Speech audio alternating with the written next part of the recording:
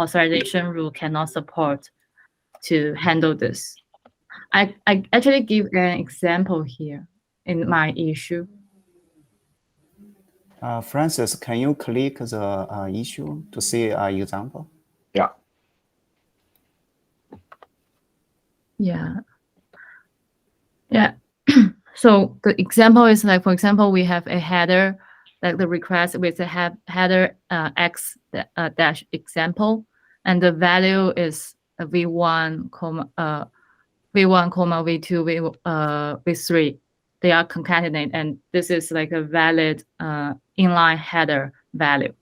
And we want this header to be allowed by the following rule. That is just simply we specify key x dash example with value with value v1. So in this case, in current Istio, it doesn't support because the header value match is exact match. So v1 when we compare v1 with the actual header value, which is the concatenated string, it doesn't match, so it won't allow. But I think in the inline multi-value header semantics, this case should be allowed. Yeah. Yeah. Eddie, yeah, just want to make sure I understand the request. Yeah. So in this example, you want to match either V1 or V2 or V3. Yeah. Yes. Our case is we want to use this kind of such API to match either. I see.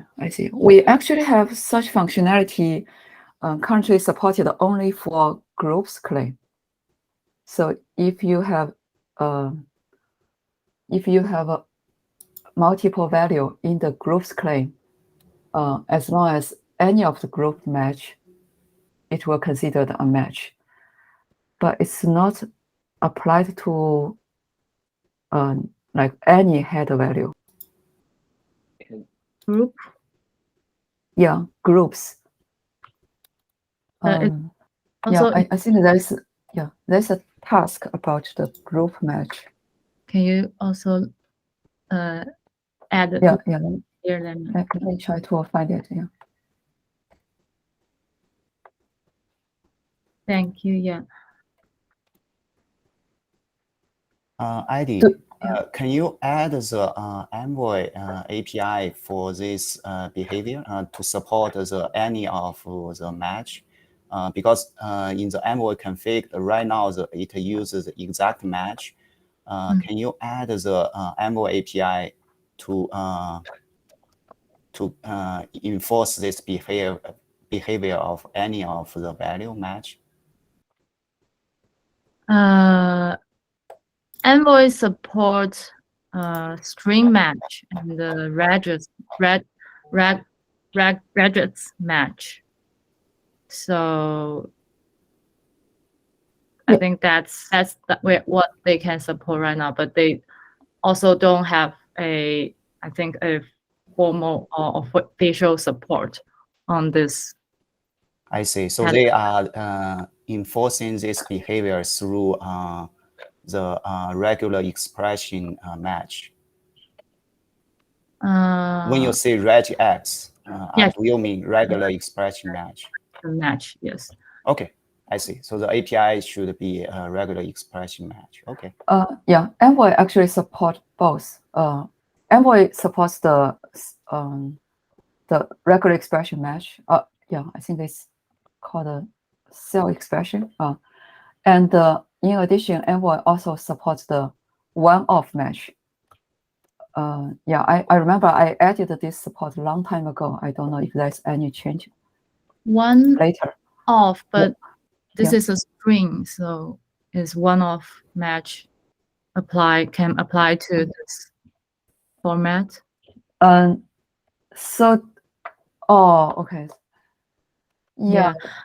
Also, Envoy has this has a matcher type that is specifically for header. So I was looking at the header match. I found there's only regular expression match and the string match that can possibly support this feature.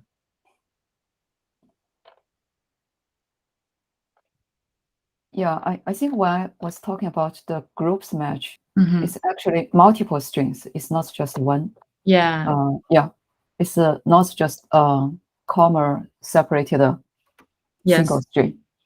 Yeah. So Yeah. the group match, which I was referring to is actually here, like this type of claims. So basically, it's a list of strings, and as long as you match one of them, it's considered a match. Yeah, thanks for providing this, but yeah, it's different because that's why this issue is kind of I cannot find any support. Yeah. So yeah, for your use case, do you have control on how the JOT token is issued? Like, can you change it to be a list of strings in the header claim? I don't think we can. I actually try to separate it into multiple headers. Like they have duplicated header key, and each header has only one value. But in practice, I found that Envoy do have enforce a logic. It will concatenate all the same, all the value of same header key into this string. So there's no way I can bypass or like work around by separating them into single value, because the request will just concatenate it into this format.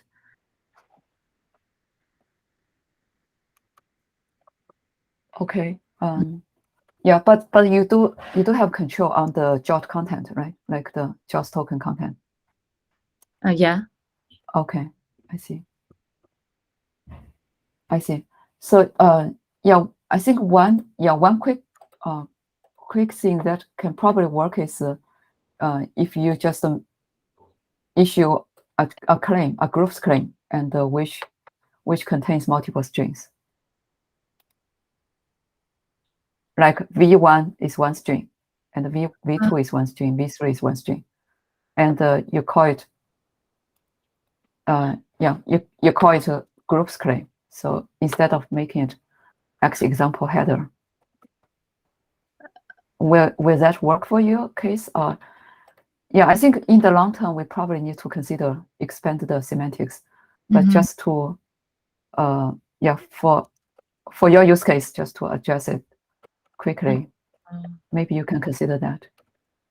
Yeah, thanks. I think we do have some, I can have some workaround, but yeah, not by setting it into a list of string, because I think this header value, it cannot, the type is string, so I cannot just adjust it.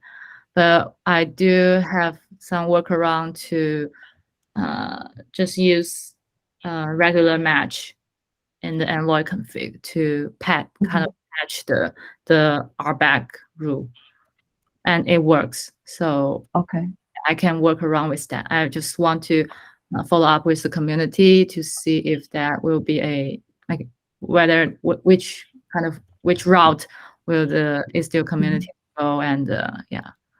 Okay, cool. Yeah, it would be better that we can have some consensus here and have some planning. I see. Yeah. I think we are considering expand the acceleration policy semantics to make it more flexible. Maybe not supporting the full regular expression, but we are considering doing something like a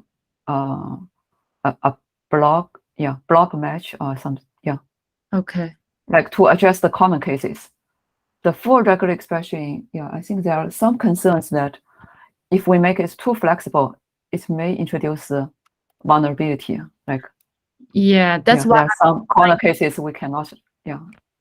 That's why I find we can limit it into only header match, since like the API level we don't change, like we don't expose directly the regular match expression functionality to user, but I think underlying this header based rule, we can utilize Envoy regular match expression to support this any of match in only the header value, because I know, I think, for other case maybe regular match is not necessary, but I think for this header value, I think it's a reasonable support. Yeah, given Envoy has already also going through this, like they are also changing the header value to support this format. Yeah. I think maybe since like a one-off match or the any match, that's one use case we want to address. Yeah, I also see other requests like not a comma separated, but like space separated. Yeah, there was some similar requests. For we header, just want to I don't remember what claim, but yeah, in your example, it's like comma cases comma separated value. Yeah, but I saw in another header value another okay, always comma separated. Okay. Yeah, I saw in another example people are requesting space separated, like v1 space v2 space v3. Yeah, so we do some see such a feature requests, and I think we are going to summarize it and try to address them. Okay. Yeah. Okay. Yeah. Thank you. Yeah, I think I got my answer here, and I'm also willing to make some contribution to the code to see if that can work. Yeah. Okay. Yeah. Thanks.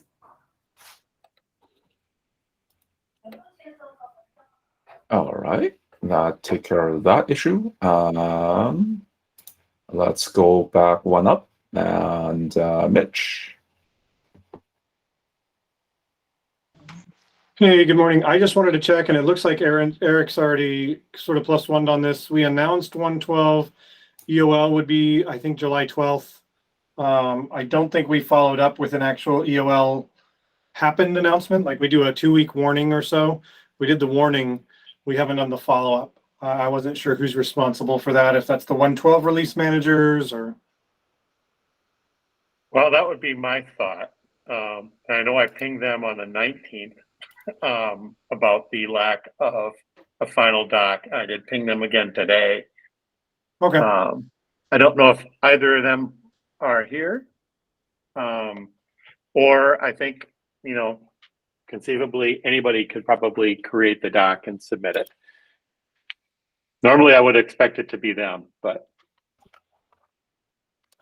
I can do it. I just wanted to make sure that we weren't holding off on that for a particular reason. Maybe there was one last CVE we wanted to fit into the 112 release or something. Not that I know of.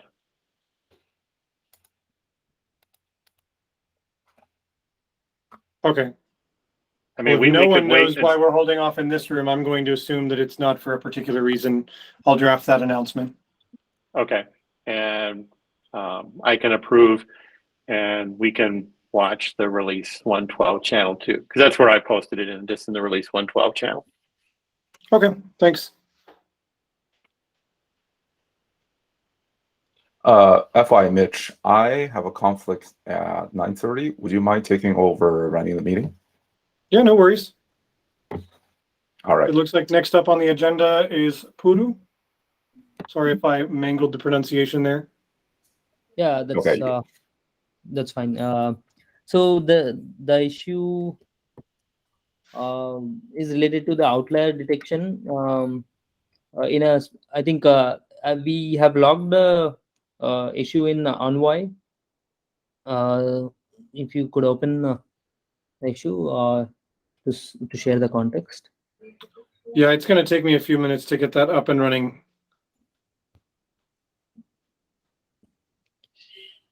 Sure. You want me to share my screen and present the issue? Actually, yeah, that would be great. Sure.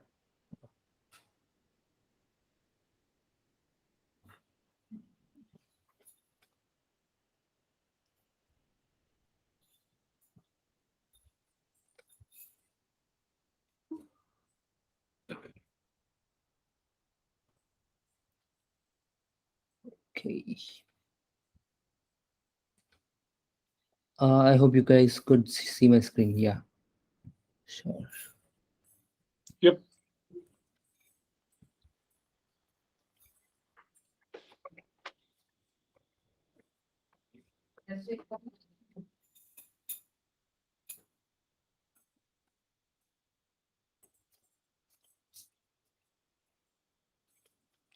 Yeah. So the issue is when we specify timeout at the route level in the virtual service. So and simulate a scenario where this timeout is being hit in the form of network connectivity failure cases between the client and the server. In that scenario, we were expecting the client to consider uh, some endpoint and treat that as an outlier because it could not establish connection and it could not reach a one of the valid endpoint. So while that was the expectation, in this scenario it was not happening. The outlier detection was not happening. Another observations we had was in the access log of the Envoy proxy or Istio proxy, the upstream host, which is supposed to be the endpoint, was empty. Uh, so yeah, right now that is we could not debug further there. So in a successful in a normal scenario when the timeout is not specified and server is throwing error some 500 or any other failure response codes, there is a upstream host tagged with the particular request, and that errors are attributed to that endpoint, and outlier detection was triggering for that endpoint from the client perspective, which is not happening in case of timeouts. So I agree. Yeah, the Istio control plane wise, the configuration is getting applied on the data plane correctly. The timeout is getting set, but it's more of an Envoy issue. So wanted to take inputs here in this forum because this seems this to us. Uh, we have not tested the other scenario, but this could be a potential issue when the control plane, when the Istio has could not reach the API servers, so there could be lag in propagating the any down endpoints, right? In that scenario, as also Istio would continue to uh, be on the same state, propagating the same old endpoints. So in that case, outlier detection could be very handy when, in the meantime, if any endpoints become unhealthy. So in that scenario, also this would be hit. So just wanted to take your inputs.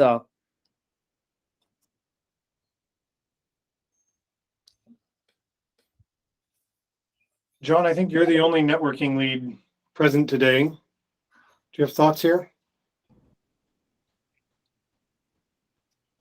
I think I'd have to look into it more to get anything useful.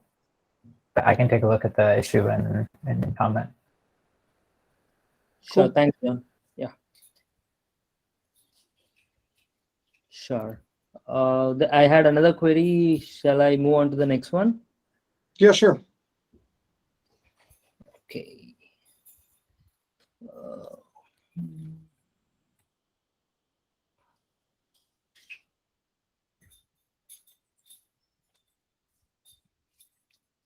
Sure. I hope You guys could see the issue, which is the logged in Istio 39111, right? So this issue, I had brought it up sometime back. John had shared us a solution which needed to extend the failure priority with the hardcore values. So John, would you have, yeah, do you by any chance do you remember the context, or shall I go over the context again? I think I remember. Sure. That's nice. So the context, the follow-up query we had is, right now we are our infra is spread across three regions. DC1, DC2 are private, and DC3 is public.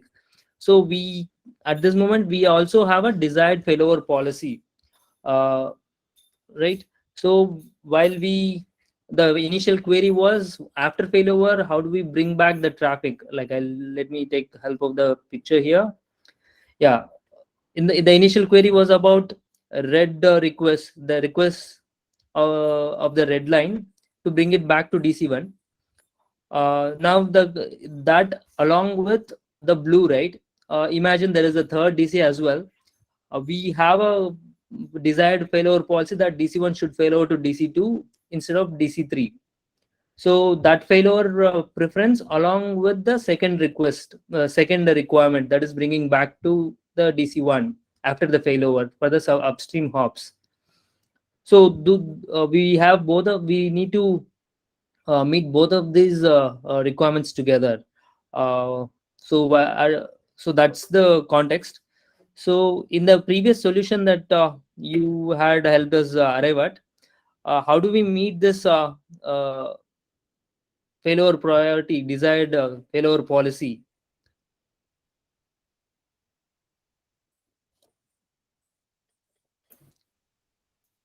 I guess what I don't understand is, you have in this comment the failover settings from DC2 to DC3. What's wrong with that? What is not working or sufficient there? So in this solution, what would not work is that yeah. So this in this solution, we using failover. We were earlier using failover mechanism, right?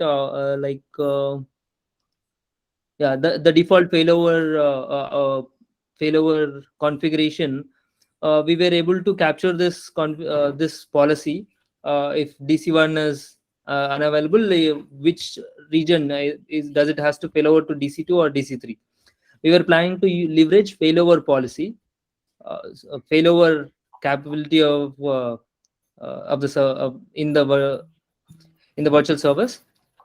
But in the other above solution we had arrived is using failover priority. So since both of them does failover priority and the failover, you can't use both of them together? Is that what you're saying? Yes, correct. Oh, okay. I was thinking that they somehow both worked together. So we either figure out a way to express this failover policy in using failover priority, or we solve the second problem statement, which is about the red traffic represented by red line here, in a different way. So we alternatively we had another thought to solve both of them. So using the failover, like I mentioned here, the failover, right now in case of failover, the default priority 0 region is the local region. So that is an implicit configuration, right? So if we could introduce an optional field where we could override that, it's not always local, we can explicitly say what's the priority 0 endpoints, that could help achieve both of them. Okay, yeah, I think I get what you're saying. Let me take a look at the what we have today. I think I have some ideas, but I want to double check them. I'll comment on this issue as well. Sure, that would be great. Yeah, thank you. Cool. Thanks a lot. Thanks. Sure, that's all from my side. Yeah.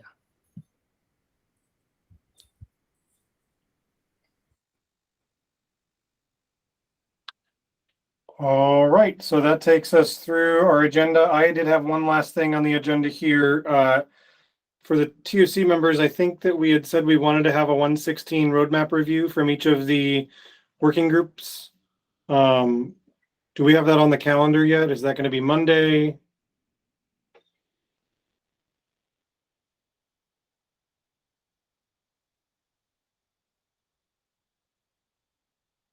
Lynn, Eric?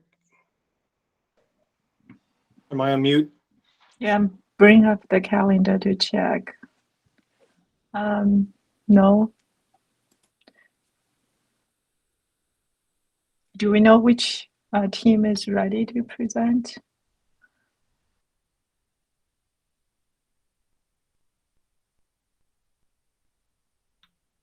If we need to be, I can have UX ready by Monday. Okay. Maybe we can just add you. Well, I'm just sort of wondering, we sort of fell over on this one for Yeah. 1.15 as well. Do we just try to do roadmap items on the first TOC meeting of, if you will say, the new release, which sort of puts some pressure on the work group leads to do that for the next meeting, which should be Monday.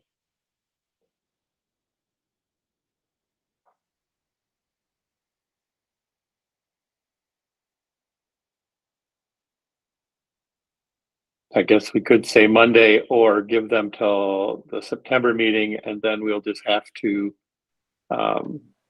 be more cognizant from a TOC perspective to make sure that we tell the work group leads before the one that would occur in, I want to say November. Would November be the first meeting for 1.16? So when we had this discussion in June, I think what we had talked about then was that one meeting is not likely long enough to cover the roadmap for the entire product on a release. We tend to spend 20 to 30 minutes per working group. And we have, 7 working groups? Not all of them necessarily have roadmaps. So it might be worthwhile to plan a separate meeting, particularly for the purpose of roadmap review. Or separate meetings? Yeah, plural, so that it's not a slog. Yeah, likely it's not going to fit. But I think, if any work group have contents ready, we can certainly have a review first. Okay.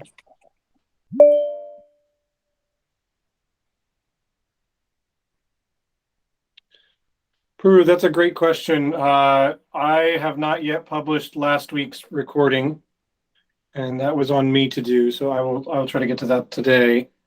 They should be published there. We're not terribly quick about getting that done, but if we know that people are actually looking there for content, then I think that we can prioritize that.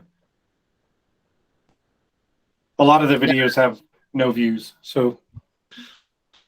Right. At least for us, we are slightly in a different time zone. So whatever issues or inputs we are getting to review them back internally, so that would help. Okay.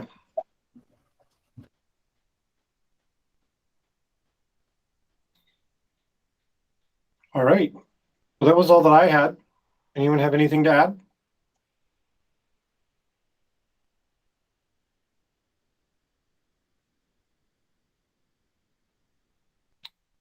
Okay. Well, then I think we can call this a wrap. Thanks for joining, everyone.